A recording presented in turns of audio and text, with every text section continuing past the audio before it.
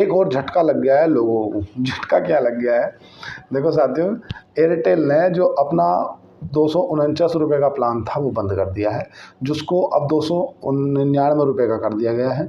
और जो जियो है, जियो की तरफ से जो 249 रुपये का प्लान दिया जाता था वो भी अब बंद कर दिया गया है, और अब भी उसे 299 रुपये का कर दिया है। अब इसमें 249 वाले प्लान में क्या था साथियों, जियो ने 149 का जो प्लान 249 का जो प्लान था उसमें 1 GB डाटा देती थी, 28 दिनों के लिए देती थी। ऐसे ही जो जियो एयरटेल है, एयरटेल 249 रुपये में 1.5 GB डाटा देती थी और 28 दिन के लिए देती थी। इन दोनों कंपनियों ने ये प्लान बंद कर दिया है।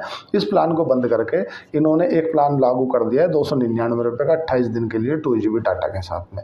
अब इससे इन कंपनियों का क्या इफेक्ट पड़ेगा साथियों, इन कंपनियों का जो आरपीयू है, आरपीयू किसी भी जो टेलीकॉम कंपनी होती है उसका मेन रीड होती है। आरपीयू का मतलब होता है एवरेज रेवेन्यू पर यूज़र, तो इनका आरपीयू कहीं ना कहीं बढ़ेगा। अब वोडाफोन को भी फिर भंडारे में सब्जी मिल गई। वोडाफोन को भंडारे में कैसे सब्जी मिल गई कि जब इन्होंने अपना रिचार्ज प्लान ख़त्म कर दिया है वो 249 वाला, तो इस बार हो सकता है वोडाफोन आइडिया भी घोषणा कर दे कि भाई देखो अब इनके लिए 299 का नहीं है, तो मैं भी 299 से नीचे रिचार्ज प्लान नहीं बेचूंगा, मेरा भी जो प्लान होगा वो 299 का होगा। तो उसको भंडारे में फिर सब्जी मिल गई, मतलब उसको भी थोड़ा सा डूबती नैया को थोड़ा सहारा मिल जाएगा वोडाफोन आइडिया को। लेकिन जेफरीज तो वोडाफोन को संभलने नहीं दे रही। जेफरीज ने टारगेट निकाल दिया है कि वोडाफोन आइडिया तो 6 रुपये पे जाएगा। मतलब गरीबी में आटा गीला हो रहा है। ऐसी ऐसी तो फर्म, जो ब्रोकरेज फर्म, रिपोर्ट निकाल रही है कि आदमी करे तो करे क्या।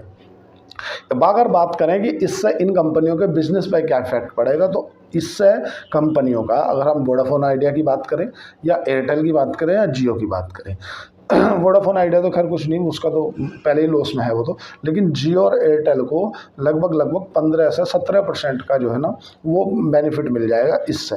क्योंकि जो व्यक्ति पहले से ही चला रहा है, जो 249 रुपये का रिचार्ज कर रहा है, वो अब 299 रुपये का रिचार्ज करेगा। 299 रुपये का रिचार्ज करेगा मतलब प्रति रिचार्ज एक आदमी पर 50 रुपये एडिशनल बर्डन पड़ेगा।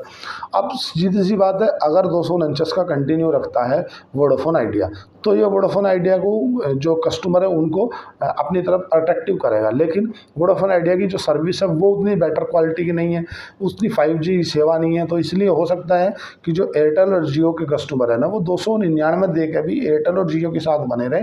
क्योंकि एयरटेल और जो जियो है ना, ये कहीं ना कहीं प्रीमियम क्लास को कैटर करता है। और जो व्यक्ति, जो बिजनेसमैन है, मतलब किसी की फर्म चल रही है कोई बड़ा, जिसको मतलब हाई फाई काम है, जैसे बिना फ़ोन के काम ही नहीं चलेगा, वो ज़्यादातर अगर वो हाईटेक सिटी में नहीं है या मेट्रो सिटी में नहीं है, तो वो तो एयरटेल और जियो को प्रेफर करता है, क्योंकि नेटवर्क बढ़िया है, फ़ोन भी जल्दी लग जाता है।